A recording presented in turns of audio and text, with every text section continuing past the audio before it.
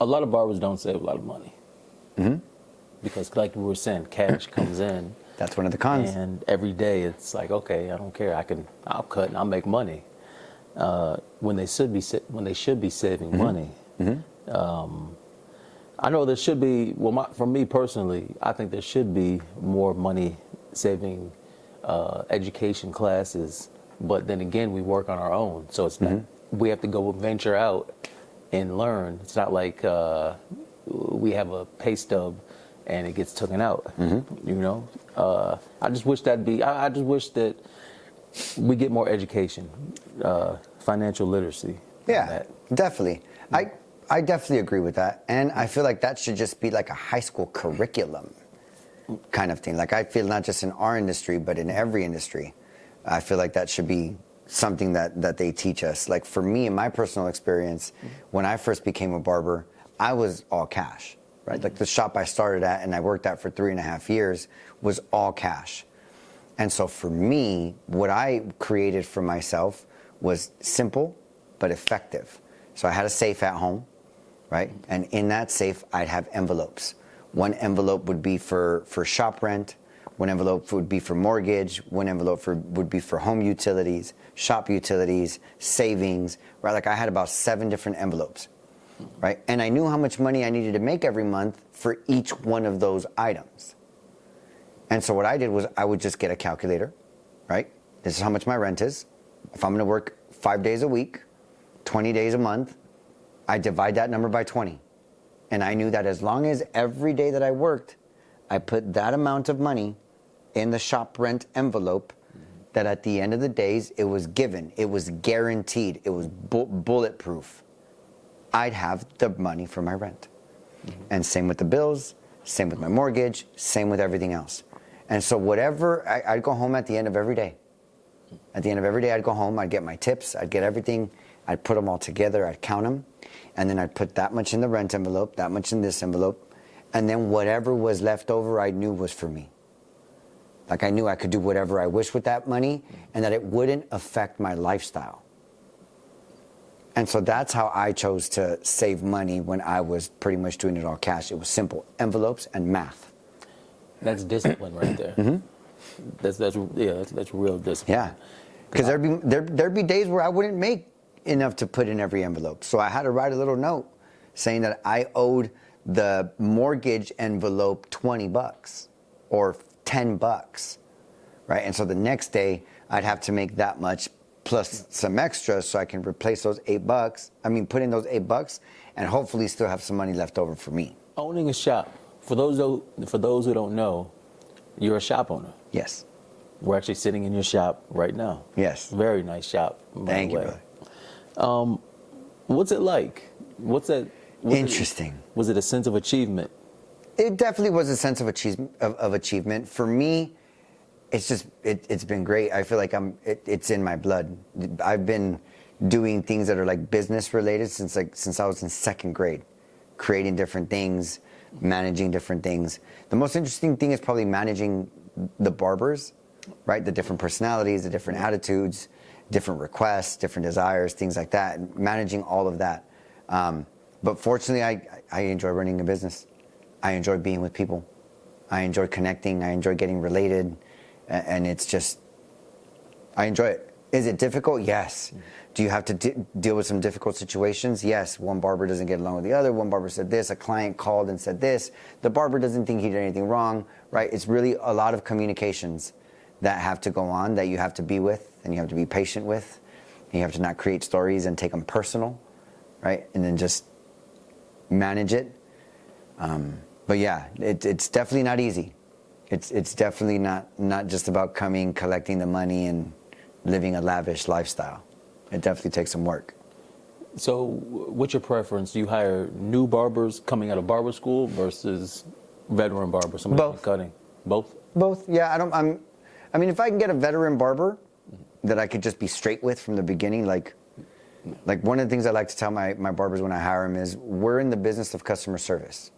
We just happen to cut hair. But we're not when you come to the shop, you're not a barber here. Right? We're not doing barbering. We're doing customer service. You just happen to cut hair in really well. Booth versus commission. Okay. Do you dictate? Well, first of all, is all the barbers on Commission booth? shop. All commission. Yep. Okay, all commission.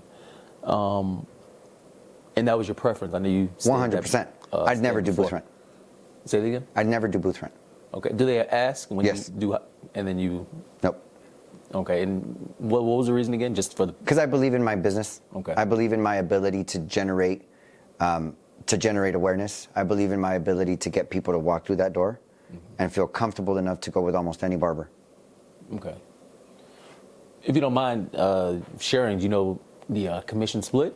Yeah. Or does it start? For us, it's 30-70. Okay. I mean, that's kind of been like what I've known as like the industry average. Okay. There is barbershops that do 40-60, even 50-50. Some of those shops provide a lot of things, though. Maybe that makes up for the 50-50. But yeah, I just 100% of your tips, right? 30-70. Yeah. How was it being a boss? Well, yeah, a boss and an employer, and getting your team to ride with you on a day-to-day basis? Well, at first, definitely being that example, right? Like when I first opened up the shop, I mean, the first 2 years, I was in here 7 a.m. to like 9-10 p.m. almost every day, grinding. So my barbers got to see, even some of the barbers that I have now were still around back then when they got to see me when I was just every day. I was first one here at 7 a.m. and the barbershop we'd close to like 10 p.m. and I'd be here to like 8-9 p.m. doing cuts all day. And so I think it's really, one, leading by example, and two, communication. Communication is crucial. Checking in on your barbers, seeing how they're doing, seeing if they need anything, showing them that like me, this is my baby, right? Like if you don't take care of your baby, like your baby ain't gonna take care of you, you know. And so I always try to do whatever I can to think of different ways to improve the business, different ways to improve my communication with the barbers. Like I do this thing where I send the barbers their numbers every week, right? Like how much they did May this year compared to May last year, okay, what their percentage and tips was. I'll do like a little friendly competition. I won't put the name of the barbers, but I'll put the dollar amount, first place, okay, to last place. And obviously, because they get their own number, they can see where they place in that bracket, right? And so just constantly working on different ways to take care of my barbers, to have them motivated, to have them want to be here, to know that I am here for them. You know, even though I'm not in the shop as much as before, like 7 a.m. to 9 p.m., one of the things I always make sure to communicate with them is that for them, I'm available 24/7. You call me 100 times, I don't care. There's no such thing as over-communication with me. Do you guys hire apprentices? We don't. No apprentices? Unless they already know how to cut, right? Because I choose not to create the time to guide somebody in that way, especially because I know I wouldn't be able to do it with integrity. There's so many other things that I want to do that I wouldn't be able to actually guide this person with integrity. And so like if one of the barbers maybe has a nephew that wants to be an apprentice, then hey, if you're willing to take them under your wing and do the apprentice thing, cool, go for it. But other than that, yeah, I really don't hire apprentices very much. Okay, any bad experiences? No. None? Fortunately not. You mean with apprentices or just like? Oh no, just other barbers, employees. Bad experiences. Yeah, I've had a barber leave and rob me. Like come back later with the key that like they didn't give back, and like you know their alarm code didn't work, but they knew they had only like 30 seconds or whatever, and came in, stole some stuff, went out. Sorry to hear that. Yeah, all good. It happens. Yeah. Any other ones or? Yeah, let me see. Bad experiences with. As a shop owner, just to give people perspective. As a shop owner, let me see. Bad experiences, attitudes.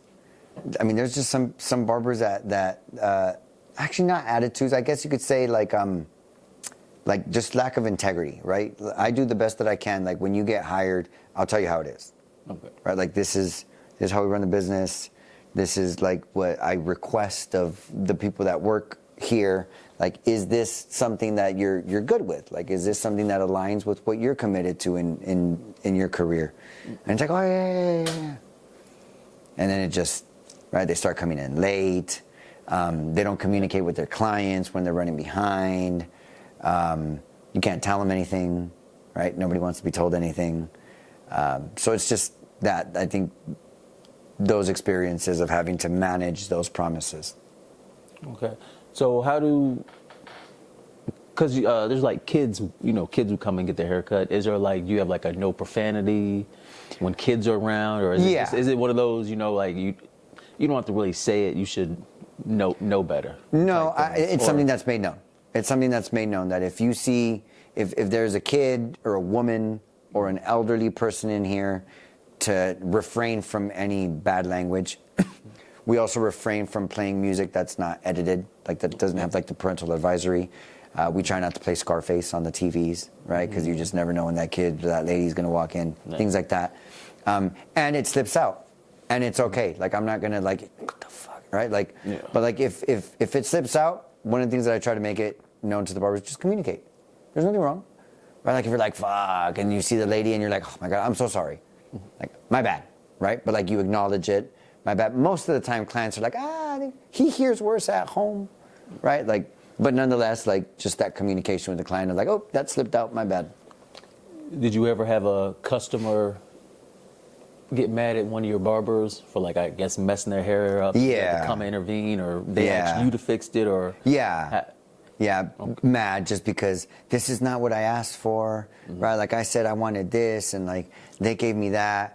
And that's another challenge too, because then you got to deal with both egos in that moment.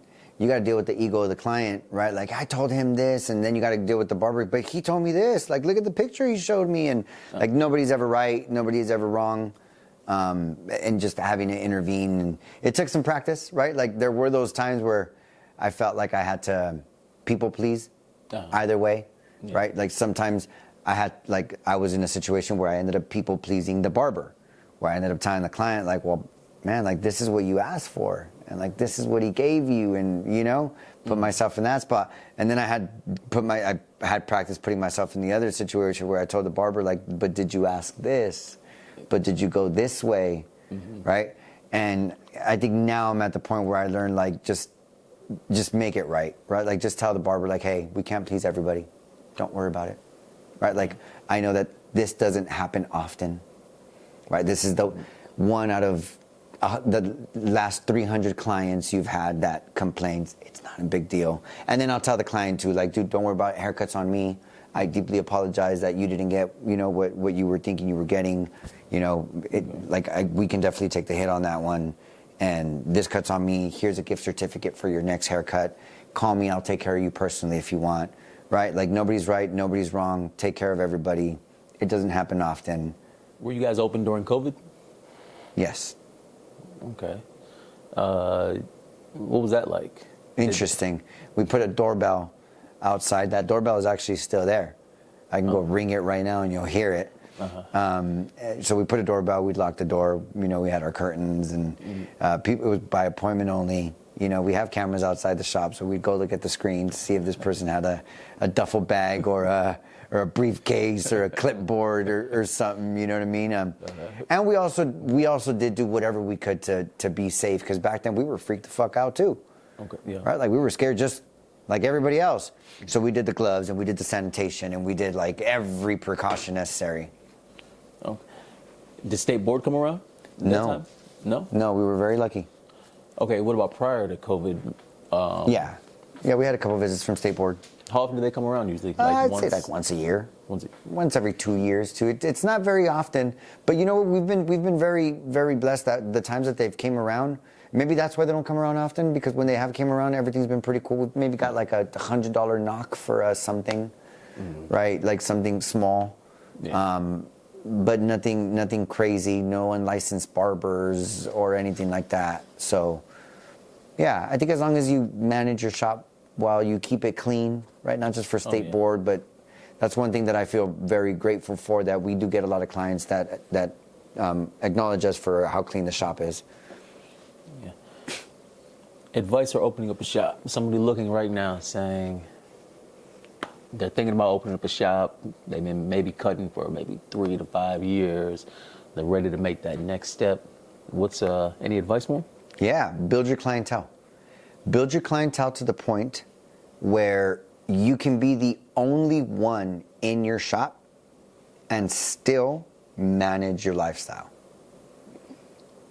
Yeah, that's really the best advice that I can give, and that's it. I've been fortunate enough to have about 8 or 9 barbershops come out of this barbershop. One of my commitments as a barbershop owner, is to create entrepreneurs. Yeah. To have people open up their own shop. My barbers know that they can come to me and tell me, hey, I'm going to open my own shop, and I'm like, cool, how can I help you? Mm-hmm. And I've already done it with barbershops that are like down the street from here. Yeah, and that's the advice I've always given them, and plan it out. I've been fortunate enough to sit down with, like, I think it's been about 2 barbers already that say, hey, I think I want to open up a shop, and we'll sit down, have an hour-long conversation, and I'll tell them, what do you want your shop to look like? How many chairs? How many TVs? How many cameras? How many this? And I'll ask them everything they want in their shop, and then I'll say, by when do you want to open it? By this date. And then I'll get all the prices for everything, and then I'll do the math. Okay, if you don't want to get a loan, if you want to do it all yourself, this is how much money you need to put in an envelope every day that you work until that day. And if you put this amount of money in that envelope every single day until that day you're saying you want to open up your shop, it's guaranteed, as long as you don't take any money out of there and do it with integrity, the money will be there. Is owning a shop for everybody? No. I don't believe so. Mm-hmm. Right? I don't want to say it like a fact. Mm-hmm. I don't believe so. Where do you think the industry's going?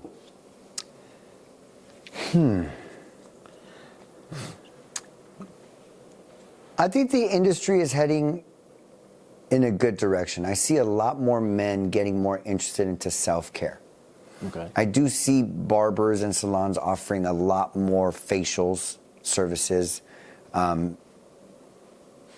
Having more men do like skincare routines, especially when it comes to like wanting to get your beard, nice, because, the face is the foundation of the beard. That's one of the things that I'm recently discovering, that most men, we take care of like the hair of the beard, but we don't take care of like the base of it, which is the face. So we don't use cleansers, we don't use, facial gels, we don't use all of these things that can really help with getting your skin healthy, which will then in turn give you a much healthier beard.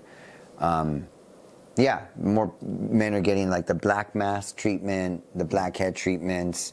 There's more waxing now going on within the industry. Yeah, so I feel like it's going in that direction of more self-care for men. Yeah, that is true, because about 10 years ago, you couldn't get men outside of getting a haircut. That was it. That's it. That's it. Yep. That was it. Now, like, men have spa days. Mm-hmm.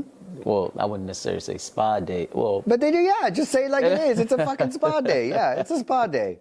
Yeah, there ain't nothing wrong with having a spa day either, man. Shit.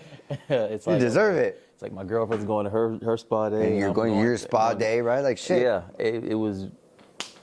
Yeah, it's different now. Yeah. Like, men are starting to care a lot more about their appearance. Yes, as we should, I believe. Oh, yeah, because before it was frowned upon, Gotta be manly, you gotta have that fucking callus on your hands. Like, nah, I'm good. I don't want callus on my hand. Yeah,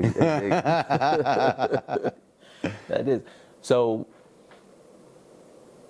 20 years from now, do you think there'll be a self-cutting haircut system? I think they'll make the attempt. Mm-hmm. If we ever do get replaced, it's going to be a really long time. One, we work with really sharp tools. Two, I still haven't been able to fathom how you'd get a helmet to like do all the sharp stuff. I mean, unless they make lasers really like crazy, right? That's the only way. But even then, like you don't get the personal experience of being with the barber. That's what I think everybody would want. Mm-hmm. Would miss. And still would take that over just a machine. Yes. Like a 10-minute haircut machine. Yeah, you want the interpersonal experience. You want somebody to talk to and tell your problems about. Yep. I think it'll be a minimum of 20 years after people are comfortable with their car driving them around. If you can't be comfortable with your car driving you around, can you imagine putting your head in some shit where there's a bunch of sharp blades and everything, sharp objects, right? Like, it's like, I don't know, man. I don't know. I don't even let my car drive me around. I'm not sure I'm going to let this robot cut my hair with all these sharp blades. Hey, that's true. Best advice given as a barber. As a barber. Yes. What's your best advice? Maybe a mentor has given you, or somebody. Be consistent. Be consistent. Put customer service first. Customer service first. I've seen this from the beginning. 8 out of 10 people would much rather get a good haircut or a decent haircut by somebody who's fucking dope, like somebody who's actually interested in what they got to say, somebody who's actually passionate about their craft, somebody who really puts in the work to service their clients.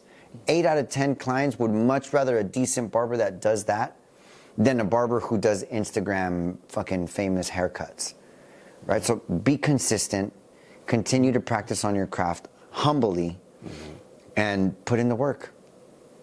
And customer service. Get curious of how you can create different ways to get connected and related to your clients. And then the haircut won't even fucking matter. But you'll still be good, right? Like, even if the haircut doesn't matter, it doesn't mean just give shitty haircuts, right? Like, I always tell people, anything you repeat enough, even if you're not trying to learn it, you will. It's just automatic, right? So just stay in the industry, keep cutting hair, keep doing the best you can. The skills are gonna come as long as you're getting the reps. So don't focus so much of your attention to what's gonna be automatic anyway, right? A good attitude, good personality, somebody who works on their communication and is curious, that's not automatic. That doesn't come naturally. We're not taught that, right? So focus on that, because the other's gonna come naturally as long as you continue the reps. Hey, well spoken. All right, so the last question, the question why we're here. All right. Why do you stay busy cutting? Why do I stay busy cutting? Customer service, man. Loving people, genuinely. Like being authentic with the people that sit in your chair. Genuinely wanting to give them a good service. Putting in the work, like in the consultation. Right? Like especially if you get a new client, like spend some time on that consultation. Ask for pictures. Right? Like if my medium fade is different than your medium fade. Right? So if they ask you for medium fade, that's not one size fits all. Right? The medium fade this guy got at the last shop might not be the same medium fade you give. So like, all right, cool. So hey, my medium fade starts here, right? And touch their head, like starts here, and the zero guideline will be right here. Is that where you want it? And you'd be surprised how many people want either tell you yeah or tell you no, actually go a little higher than that. And what they wanted was a high fade. But again, not everybody's medium fade is different. And so really taking the time to ask questions, get curious, and see what your customer really wants. And are you two on the same page? Right? So customer service, giving a good consultation at the beginning. Just be a good human being. Right? Treat your people good. If you're a barbershop owner, you know, one of the things that I always like to tell my barbers is, one of the things that I want you guys to know is that you don't work for me. I work for you. Being the owner of this shop, you guys are my bosses. So whatever you need, you let me know. Any questions, any concerns, any ideas, whatever, right? That's why I'm here. That's why my phone's on 24/7 for you guys. Because if there's ever anything you need, I want you to feel fully free to self-express yourself and reach out to me, right? That's why I'm here. And so if you're an owner, work for your barbers, not the other way around. Oh, wow. Oh, well spoken. Well spoken. Well, Joe, hey, we appreciate you coming in and opening up your shop to us and giving us a glimpse to your process, your thoughts. We really appreciate it. And thank you for coming and being a part of Buzy Cutting. And you can check him out on Instagram. We'll put his link down in the description. You can give him hit him up, give a shout out. If you want to get any information, questions on becoming a shop owner, I'm sure he'll be open ears. 100%. 100%. Anybody watching this, you guys got any questions about the industry, any questions about business, any questions about anything at all, reach out. Shoot me a DM on Instagram, TikTok, email, whatever. We'll put all the links in the bio. Yeah, anything you guys need, feel free to reach out. Oh, yeah. Hey, thank you for coming in. Thank you guys, man. All right, it's a wrap. It's all right. All right. Buzy Cutting, baby. Let's go.